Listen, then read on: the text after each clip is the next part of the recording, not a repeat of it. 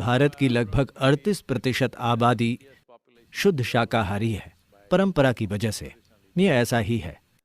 करीब 50 साल पहले लगभग 60% शाकाहारी थे, लेकिन पश्चिमी शिक्षा पाए डॉक्टर लोगों से कहते रहे हैं, अगर आप मांस नहीं खाएंगे तो आपको पोषण नहीं मिलेगा, आपको थोड़ा मांस खाना ही होगा। तो उस वजह से थोड़ा मांस खाया जाने लगा। पर फिर भी भारत में मांस खाना वैसा नहीं है जैसा ये पश्चिम में है। मांस केवल एक साइड डिश है। यहाँ तक कि मांसाहारी लोगों के लिए भी ये सिर्फ एक साइड डिश है। पर शाकाहार की वजह क्या है? देखिए, अगर आपका जिंदा रहना खतरे में है तो आपका पूरा जीवन उसे बचाने के बारे में होगा। एक बार जब जीवन संरक्षण का इंतजाम हो जाता है तब आप सोचते हैं कि ये सब किस बारे में है, क्योंकि जब सवाल जिंदा रहने का हो तो ऐसा लगता है कि जब जीवन चलाना ठीक से हो जाएगा तो हर चीज जबरदस्त हो जाएगी। पर जीवन संरक्षण का ख्याल हो जाने पर आपको एहसास होता है कि ये सच्चाई नहीं है। आपका जीवन किसी और चीज की लालसा कर रहा है। तो जीवन जीना बहुत सरल और आसान था। ये एक समृद्ध भूमि थी, लोग अच्छे से जीते थे। उस कारण से उन्होंने भीतर की ओर देखना शुरू किया और कई चीजें विकसित होनी शुरू हो गयी। और एक महत्वपूर्ण बात यह है कि यहाँ की लगभग 70% आबादी हमेशा सक्रिय रूप से आध्यात्मिक थी।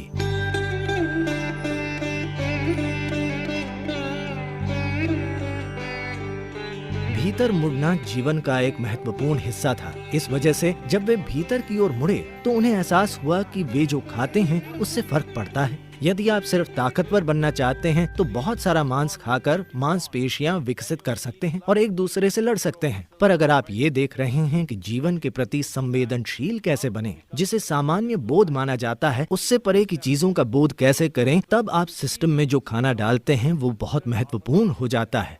तो वो कौन सा भोजन है जो सिस्टम से सबसे कम प्रतिरोध के साथ गुजरता है, यानी कम से कम संघर्ष के साथ गुजरता है?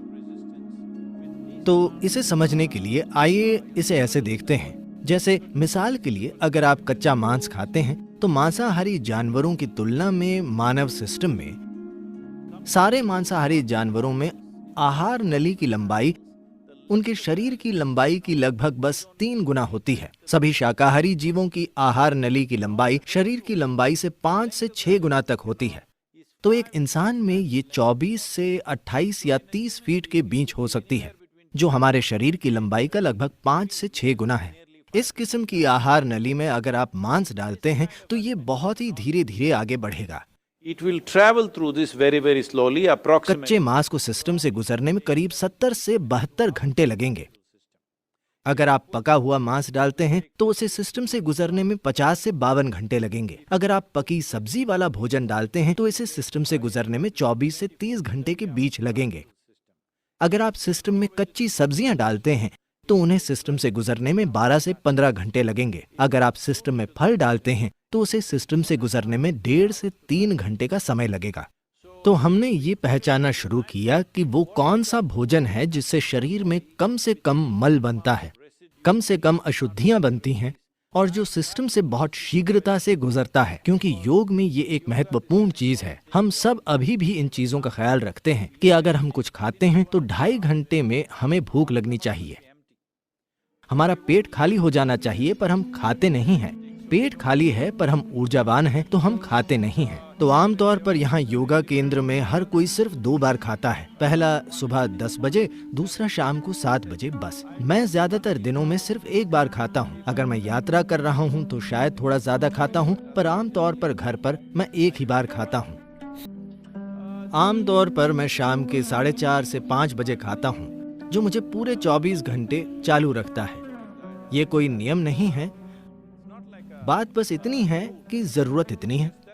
तो मान लीजिए किसी दिन बहुत ज्यादा शारीरिक काम है तो आप एक छोटा नाश्ता खा सकते हैं या कोई फल या ऐसा ही कुछ खा सकते हैं। Food is not to be made into a philosophy or a kind of a... भोजन को फिलॉसफी या कोई धार्मिक प्रक्रिया नहीं बनाया जाना चाहिए। भोजन शरीर की जरूरत है। अगर हम इस पर गौर करें कि शरीर किस तरह के भोजन से सबसे ज्यादा खुश है, शरीर सबसे ज्यादा आराम में है, तो आप स्वाभाविक रूप से पाएंगे कि शाकाहारी या पौधों पर आधारित भोजन खाकर शरीर सबसे ज्यादा आराम से और सहज है। ये शरीर लचीला और आराम में है और इसे रोजाना कम काम करना पड़ता है। तो स्वाभाविक स्वाभाविक रूप से जिन्होंने अपने शरीर की प्रकृति पर गौर किया वे सहज ही शाकाहारी बन गए। जब सवाल जिंदा रहने का था तो कुछ भी शिकार करना और उसे मारकर खाना एक स्वाभाविक प्रक्रिया थी, पर जब समाज बस गए तो वे जो चाहे उगा सकते थे। और फिर जैसे जैसे उन्होंने खुद पर ज्यादा से ज्यादा ध्यान दिया और जीवन बस किसी तरह जिंदा रहने के बारे में नहीं रहा बल्कि अपने जीवन को बोध और अनुभव के ऊंचे स्तर तक उठाना बन गया, तब इंसान स्वाभाविक रूप से शाकाहारी बन गया। ये एक स्वाभाविक प्रक्रिया है, ऐसा हर जगह होना तय है।